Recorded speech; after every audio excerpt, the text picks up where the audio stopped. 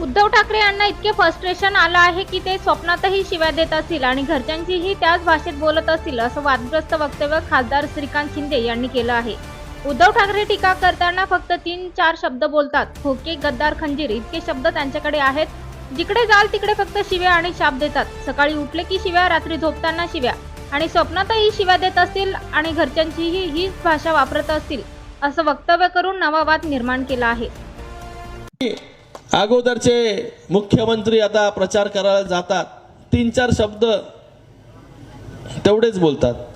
खोके, खंजीर, गद्दार, त्याच्या पलीकडे 3रा-4था शब्द जो आहे तो त्यांच्याकडे नाही। कारण की सांगण्यासारखं काहीच नाही।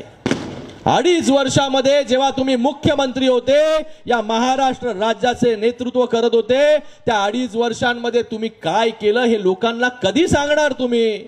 का तुम्हाला इतके लोक सोडून गेले? 50 आमदार सोडून जातात, 13 खासदार सोडून जातात, लाखो कार्यकर्ते सोडून जातात।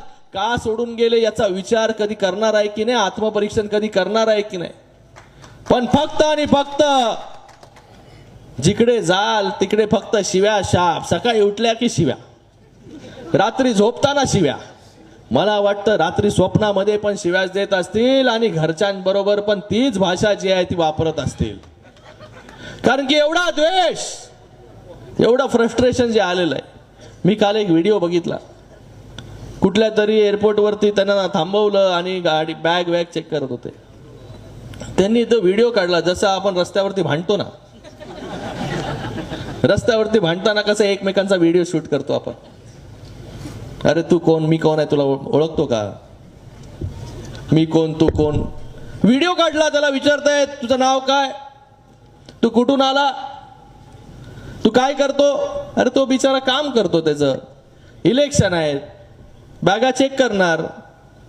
ते विसरले मुख्यमंत्री महोदय जेव्हा अशाच दौऱ्यावरती होते आणि मुख्यमंत्री असताना या लोकसभेच्या इलेक्शनच्या वेळेस त्यांची देखील बॅग चेक केली। त्यांनी कधी गदारोळ नाही केला की माझी बॅग का चेक करतोय, मी मुख्यमंत्री आहे करून।